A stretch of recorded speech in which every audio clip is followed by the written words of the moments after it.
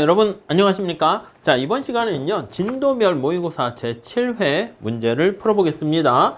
지난 시간에 이어서 16번 문제 한번 볼게요. 자, 16번은 인플레이션 관련한 영향 살펴보고 있습니다. 자, 물가가 상승합니다. 인플레가 발생합니다. 화폐 가치는 떨어지기 때문에 화폐를 소유하고 있는 사람들은 손해를 보고요. 대신 화폐로 내가 100만 원 갚아야 되는 그런 채무자 같은 경우에는 갚아야 될 실질적 부담이 떨어지는 거야. 옛날에 100만 원이 화폐 가치가 떨어져서 지금의 100만 원과 같은 의미가 아니라는 것이죠. 자, 여기서 1번 보시면 인플레이션에 대한 영향 할 때는요. 이거를 예상했느냐 예상 못했느냐 이렇게 나눠서 봐야 됩니다. 예상하지 못한 경우, 예상을 한 경우 이렇게 나눠서 보셔야 되겠죠. 자, 예상하지 못한 경우에는 지금 말씀드린 것처럼 채무자가 이득이다 뭐 그런 것들을 보시면 될 것 같은데요. 예상을 했을지라도요. 우리 메뉴 비용 같은 거 메뉴판을 가는데 따르는 비용이 발생합니다. 또는 구두 밑창이 닳아 없어져요. 왔다 갔다 은행을 해야지. 안 그러면 내가 주머니에 계속 현금을 가지고 있으면 손해를 보기 때문에 그렇습니다. 자, 그 다음 누진세 하에서 세율 등급이 상승하게 되면은 그렇죠. 우리가 뭐라 그랬습니까? 제가 소득이 W라 쓸게요. 임금이 1000 이렇게 받고 있어요. 근데 물가가 만약에 100원 이렇게 되어 있으면 나는 이게 실질 소득이 상품의 개수를 구입할 수 있는 양이죠. 그래서 이게 실질 임금, 실질 소득이라 할게요. 요게 10 이렇게 됩니다. 오케이? 이해 가시죠? 아니 근데 물가가 이렇게 200으로 올라가면 나의 실질 소득, 실질 임금은 5로 줄어들게 됩니다. 이거 어떻게 막을 수 있습니까? 이거 올려달라고 얘기해야 되겠죠. 그럼 다시 얘가 10 이렇게 됩니다. 오케이? 나의 소득은 물가가 2배 올라간 만큼 여기 나와 있는 소득도 임금도 2배 올라갔으니까 실질 임금, 실질 소득은 그대로예요. 근데 세금을 때릴 때는 어디다 때리냐면 여기다 때립니다. 텍스를 여기에다 부과를 합니다. 아이고 소득이 2배나 올랐네요. 누진세를 적용한다고요. 그래서 누진소득세를 적용하게 되면 세금 더 내세요? 이런 일이 발생합니다. 그래서 세후 실질 소득이 떨어질 수 있고요. 그 다음에 현금 보유를 줄이기 위한 비용 밑줄 치시죠? 그게 구두 밑창이 닳아 없어진다 해서 그게 구두창 비용이다. 이렇게 얘기를 하는 것이죠. 그 다음에 4번 예상치 못한 인플레이션은 채권자가 유리하다니까요. 채무자가 유리하다니까요. 돈 빌린 사람이 채무자가 유리하고 돈을 빌려준 사람이 손해를 보게 된다라는 거 알 수가 있습니다. 그 다음에 5번 그러니까 4번이 반대가 됐어요. 높고 변동성이 큰 인플레이션은 그렇습니다. 앞으로 물가가 얼마나 올라갈지 알 수가 없으면 여러분 생각해 보세요. 비트코인을 내가 사가지고 가격이 등락해. 이거 사야 될까 말아야 될까? 이 장기 계획을 세우기 힘들지. 그냥 단기 계획만 세울 수밖에 없게 되는 것도 비슷한 얘기입니다. 자, 그 정도 정리하시고요. 자, 다음 17번 한번 볼게요. 자, 그로스 어카운팅에서 성장 회계에 관련한 문제예요.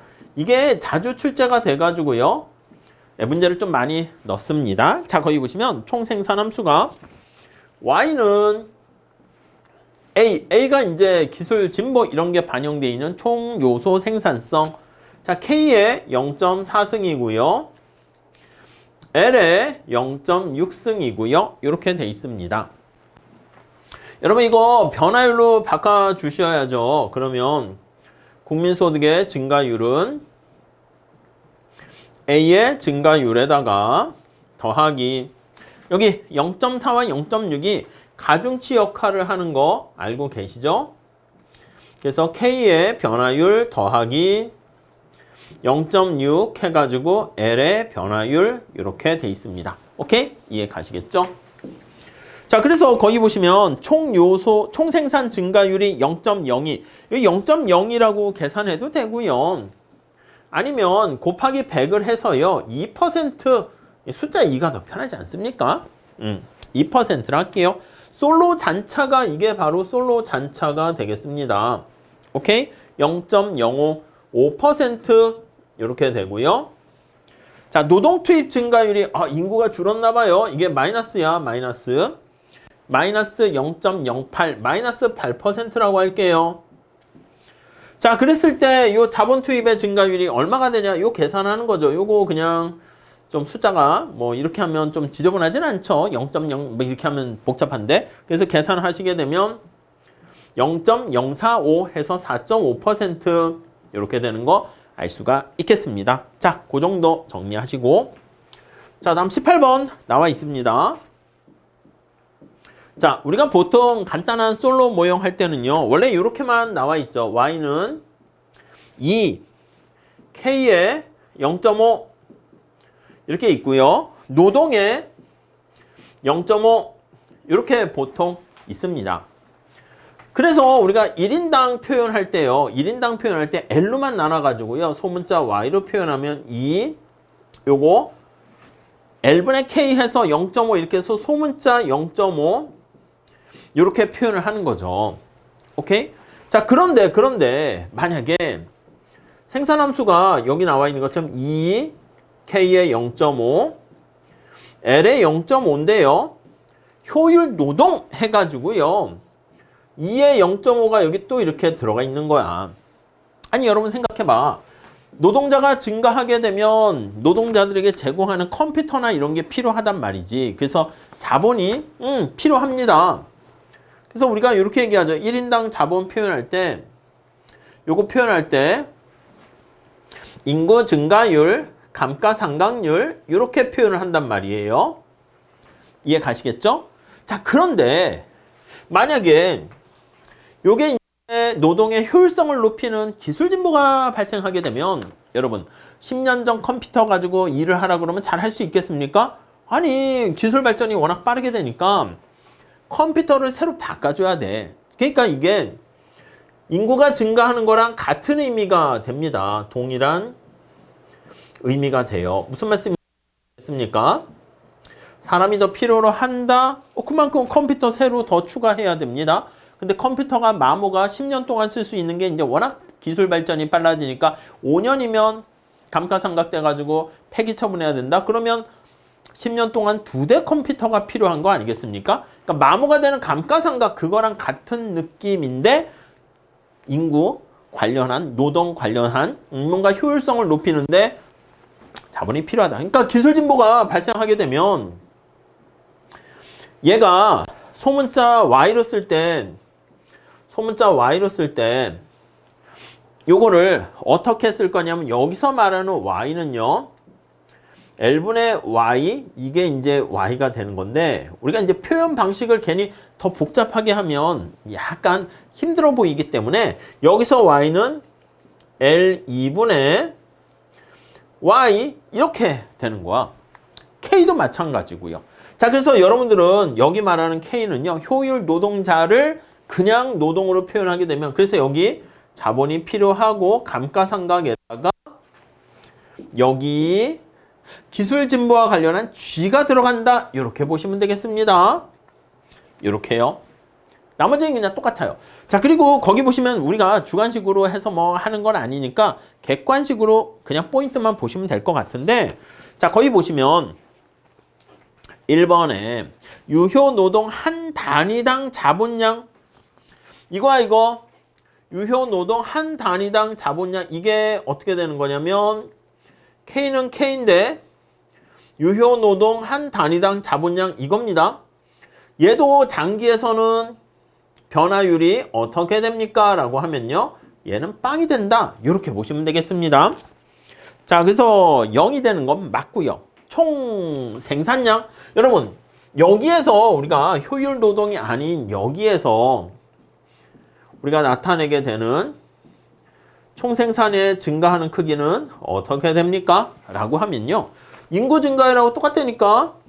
이렇게요. 그래서 얘가 N 이렇게 돼요. 오케이. 자, 여기는 효율 노동일 때요. 표현할 때는요. 새로운 기호를 쓰기보다는 여기에서 말하는 얘는 여기 Y가 이거니까 얘가 증가하는 거는 M 플러스 요 효율 노동 2가 증가하는 걸 G라고 쓸 겁니다. 그래서 쉽게 말씀드리면 얘는 어떻게 됩니까 하면요. 이전 걸로 표현했을 때 노동이 증가하는 거에다가 2가 증가하는 얘가 들어가는 거예요. 그래서 n 플러스 g, 얘를 g라고 해요. 이렇게. 이해 가시죠? 그냥 이렇게 암기하세요. 예. 자, 그래서 총 생산량은 어떻게 됩니까? 하면요. n 플러스 g이기 때문에 거기 보시면 n이 얼마예요? 인구 증가율이 마이너스 3. 그리고 거기 보시면 노동자의 효율성 증가율, 약간 기술 진보율 느낌이라고 보시면 돼요. 얘가 5. 그래서 2% 이렇게 해야 됩니다. 맞아요. 자, 노동자 1인당 생산량은 어떻게 됩니까? 하면요. 원래는 어떻게 된다? 노동자 1인당 생산량은 그냥 거기 보시면 1인당, 그냥 1인당이야. 그러니까 네, 거기 나와 있는 것처럼 인구 증가율에다가 효율, 노동, 효율성까지 같이 집어넣는 걸로 보셔야 되겠죠. 5%. 유효 노동 1인당 생산량. 아니, 1인당 생산량이 얼마나 증가합니까? 그거는요. 요거랑 똑같이 보시면 돼. 똑같이. 그래가지고 요거 L2분의 요렇게 되는 것만 잘 보시면 되겠습니다. 그래서 결과만 그냥 암기하세요. 1인당 소득의 증가율 하면 그냥 여기서는 빵인데 여기서는 G만큼 된다. 그렇게 보시면 되겠습니다. 자, 5번에 보시면 노동자 1인당 생산량, 그거는 지금 얘기한 것처럼 노동자 1인당 생산량은 여기 N만 있는 게 아니라 거기 나와 있는 것처럼 1인당 생산량 자체는 원래 빵인데 인구 증가율 그거까지 있는 거에다 기술 진보율, G, 효율 노동성의 증가율 그게 있기 때문에 G에 해당하는 게 거기 노동자의 효율성이 5%잖아요. 그래서 5 이렇게 해야 됩니다. 오케이? 3%가 아니고요. 자, 살짝 비교해서 보시고요. 여러분들은 어떻게 준비하면 됩니까? 하면요. 요거를 반복해서 많이 해두세요. 보통 이제 시험 난이도가 아주 이상하지 않으면 요게 열의 9으로 나오고요. 그 다음에 요렇게 되는 것은 노동에 대해서 뭔가 기술이 체화된 노동 그걸 고려한다라고 하면은 요런 식으로 표현을 하는데 증가율이 1인당 소득의 증가율이 위에서는 빵이잖아. 근데 여기서는 G만큼이 된다. 그래서 그냥 총생산의 증가율은 원래는 인구 증가율하고 같은데 여기서는 요게 달라붙어서 N 플러스 G가 된다. 그것만 그냥 암기하셔도 제가 봤을 땐 뭐 어느 정도 충분할 것 같습니다. 오케이? 그 정도 보시고요. 다음 19번. AK 모형 관련한 겁니다. 내생적 성장 모형이죠. 자, 소문자로 썼습니다. 원래는 이렇게 되어 있는 거죠. A, 원래는 노동과 자본으로 표현하게 되면요. 요런 꼴이 되어 있는 건데 여기서 L이 K와 같이 이렇게 유사합니다. 그래서 지식이 체화된 노동자. 아니 여러분, 제가 IQ가 딸려, 암기력이 딸려. 그래서 뇌에다 칩을 씹어가지고 AI 칩을 심어가지고 막 그래가지고 뚜루루루 인터넷에 클라우드에 접속해가지고 문제 풀고 제가 사람이에요, 로봇이에요, 애매해진다고 약간 그런 상황이죠. 그래서 우리가 광의의 복합자본이라고 합니다. 복합자본. 자, 그래서 노동이 K와 유사하게 되니까 이 약간 L 대신 K를 집어넣는 거랑 똑같이 쓰시면 되겠습니다. 그래서 요게 K고 요게 K고 약간 이런 느낌이야. 그러니까 제가 과정을 설명하는 거지 뭐 이거는 그냥 생산함수가 이렇게 주어졌다라고 보시면 되겠습니다. 이렇게. 자, 그러면 이거를 우리가 1인당으로 바꾼다고요. 1인당으로 바꾸면 이거 L로 나눠주는 거죠. 소문자로 쓰는 거죠. 1인당이니까. 요거 소문자 A는 그냥 주어진 상수니까 이렇게 돼 있습니다. 오케이. 자, 그래서 요거 AK 모형입니다. 요거 Y는 FK 이렇게 해서 이렇게 되고요. 그 다음에 여기에 S만큼 SFK죠. 그냥 기본적인 식부터 다 쓸게요. SFK 요거는 SAK 이렇게 되고요. 자, 1인당 자본이 얼마나 필요로 합니까? 라고 하면은요. 이렇게 필요한 거죠. 그냥 인구 증가율, 아니 감가상각률만 하거나 거기 보시면 문제에서 봤을 때 감가상각률, 인구 증가율 같이 있으니까 같이 합시다. 자, 그래서 여기 보시면 N 플러스 감가상각률 K 이렇게 돼 있죠. 자, 그래서 우리가 앞에서 얘기한 것처럼 이 차이가 바로 델타 K 아니겠습니까? 델타 K가 0보다 크잖아. 그럼 계속 이게 증가한다니까요. 이렇게. 자, 그래서 델타 K는 어떻게 되는데요? 하면 여기서 이걸 빼는 거지. SAK에서 n 플러스 델타 K 이렇게 되는 거 알 수가 있고요. 자, 양쪽을 다 K로 나눠줍니다. K로 다 나눠줘요. 이렇게. 그럼 1인당 자본의 증가율은 어떻게 되겠습니까? 얘와 얘는 지워지고 얘와 얘도 지워지고 자, 그러면 요거 식을 살짝 정리할게요. 정리하게 되면 SA 마이너스 인구 증가율과 감가상각률 이렇게 됩니다. 자, 그래서 정리를 다시 하면 여기 나와 있는 요 부분 오케이? SA가 여기 n 플러스 델타보다 크면 그러면 델타 K는 계속 증가하게 되니까 앞서가는 애가 속도가 눈덩이처럼 더 빠르게 성장하는 거 알 수가 있습니다. 오케이, 그 정도까지 보시죠. 자, 여기서 옳은 것을 모두 고르면 기억, 저축률이 높아지면 1인당 총생산 증가율. 여러분, 저축률이 어떤 겁니까? 요거 아닙니까? 그래서 얘가 이렇게 올라가게 되면 어떻게 되겠어요? 예, 올라가게 되면 성장률이 더 빨라지는 거 알 수가 있죠. 1번 맞아요. 1인당 총생산 증가율이 더 빨라집니다. 아니, 요거 저축률이잖아. 이게 만약에 커졌어. 그러면 얘가 더 빠르게 성장하는 거지 뭐. 그냥 식에서 그대로 보시면 되겠고, 인구 증가율이 높아지면 1인당 총생산, 인구 증가율은 n이잖아. 얘가 커지게 되면 요 갭이 작아지니까 총생산의 증가율은 작아지겠죠. 오케이, 니은은 틀렸고요. 균형 성장 경로에서는 1인당 자본의 증가율과 1인당 총생산의 증가율이 동일하다. 여러분, 균형 성장 경로, 균형이다라는 것은 거기에도 나와 있는데 리얼, 이 경제는 항상 균형 성장 경로 상태에 있다. 여기요, 1인당 총생산과 1인당 자본의 증가율이 얼마라고? 이겁니다. 이거랑 1인당 소득의 증가율 다 똑같게 되는 거죠. 근데 이게 증가율, 여러분 거기 보시면 균형 성장 경로라는 느낌이 뭐냐면 증가율 자체가 이렇게 쭉 증가하다가 수렴해서 멈추는 게 아니라 이게 일정한 속도로 계속 증가하는 거야. 그러니까 우리가 자동차를 운전할 때 10%씩 가속이 붙으면 계속 10%씩 쭉 올라가게 되는 거야. 한계를 할 수 있는 접선의 기울기가 일정하게 되는 것이죠. 오히려 그게 빠르게 성장하게 되는 원천이 되는 겁니다. 오케이? 이해 가시죠? 그래서 균형 성장 경로 상태에 전부 다 항상 있다는 게 증가율이 항상 일정하다. 그렇게 보시면 되겠습니다. 자, 그 다음 20번 문제 좀 같이 한번 풀어보도록 하겠습니다.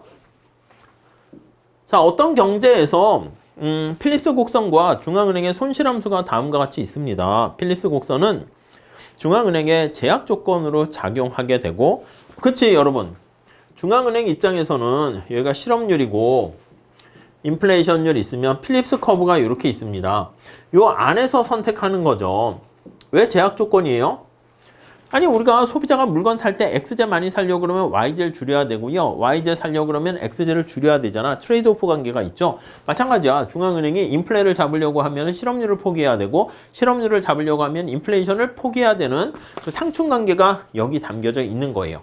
자, 그때 거기 보시면 효용함수라 해도 돼요. 효용함수. 만약에 효용함수라면 어떻게 돼요? 무차별 곡선이 요게 무차별 곡선 아니겠습니까? 이때 어디가 극대가 됩니까 하면 요게 효용의 증가 방향이 이쪽이라고. 그래서 이렇게 효용함수를 해서 표현하기도 합니다. 이쪽으로 갈수록 효용이 극대화고요. 근데 여기서는 효용함수를 마이너스로 넣기보다는 거기 있는 것처럼 손실함수, 그래서 손실을 미니마이즈 만든다 라고 보시면 돼요. 거기 보시면 손실함수와 관련한 게 실업률과 인플레이션율인데 어떻게 됩니까? 실업률, 요게 이제 효용이야. 효용. 실업률 하면 그렇고, 같은 유틸리티의 U와 언임플로이먼트 할 때 그게 똑같네요. 그래서 오해를 불러일으킬 수 있으니까 이건 효용 아니면 무차별 곡선 이렇게 쓸게요. 자, 아무튼 이렇게 로스 펑션이라 합니다. 그러면 손실이 높을수록 좋은 게 아니죠. 비용 극소화처럼 손실 극소화를 선택하려고 해요. 자, 손실은요, 실업률이 증가할수록 손실이 커지고, 여기 나와 있는 것처럼 인플레이션이 높아질수록 손실이 커집니다. 자, 근데 우선 그 내용은 그 정도까지만 하시고요. 중앙은행은 손실함수가 최소화되도록 인플레이션을 결정한대요. 이 두 가지 중에서 손실을 최소화시키는 파이 값을 구하는 게 목적입니다. 자, 그래서 손실함수식을 봤더니 2분의 1 이렇게 있고요. 그 다음 U 마이너스 0.04 이렇게 있고요.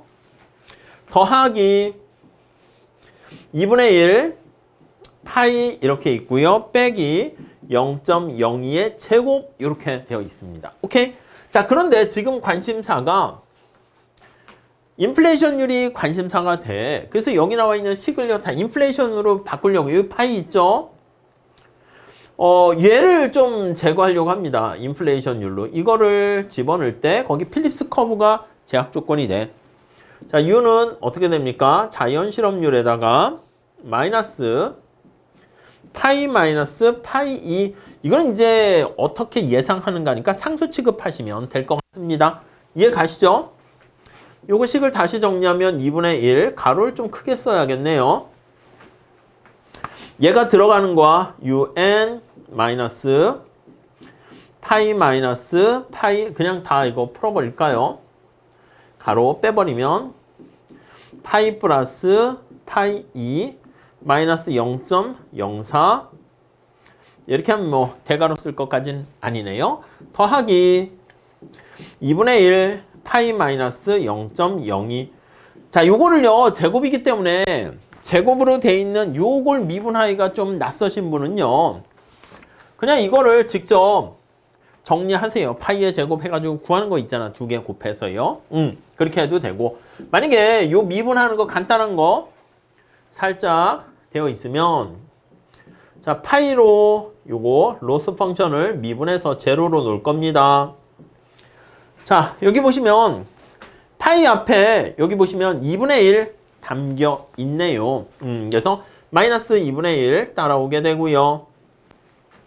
다음에 여기 보시면 요걸 미분하면 2가 앞으로 내려와요. 그러니까 요 플러스 2가 앞으로 내려오고 2분의 1 파이 마이너스 0.0인가요? 그리고 요 기계적으로 하세요. 여기 안에 걸 한번 미분해서 밖에다가 써줍니다. 미분해서 써주면 1 이렇게 되겠죠. 이해 가시죠? 그러니까 요거 아니면 그냥 제곱을 직접 푸세요. 그래서 2번 곱하면 되겠지. 그래서 좀 귀찮긴 하지만 파이 마이너스 0.2다 그러면 제곱이니까 파이 마이너스 0.02 해가지고 파이의 제곱 해가지고 이렇게 계산하셔도 되고요. 오케이? 네, 요것도 이제 간단한 거긴 한데 여기까지는 나올지는 잘 모르겠어요. 그래서 살짝 아이디어만 좀 봐주시죠. 자, 그래서 요걸 푸시면 돼. 요거 정리하게 되면 파이 값은 얼마입니까? 하면요. 0.52 이렇게 나오는 거 알 수가 있어요. 파이는 0.52. 그래서 52%다. 이렇게 보시면 되겠습니다. 이해 가시겠죠? 자, 그래서 약간 가능한 한 경제 성장과 인플레이션과 실업률 그리고 필립스 커브 좀 ADAS 곡선을 이용한 그리고 필립스 커브를 더 많이 내려고 하다가 앞으로 기회가 좀 그래도 있으니까 이렇게 로스 펑션까지 봤는데 이 정도 좀 잘 정리해 주시면 제가 봤을 때 그래도 괜찮을 것 같습니다. 좀 약하신 부분은요 여러분들이 가지고 계신 객관식 교재 우리 했었던 거 다시 한번 복습하시기 바랍니다. 자, 이렇게 하시고 다음 시간에 또 이어서 같이 공부하도록 하겠습니다. 감사합니다.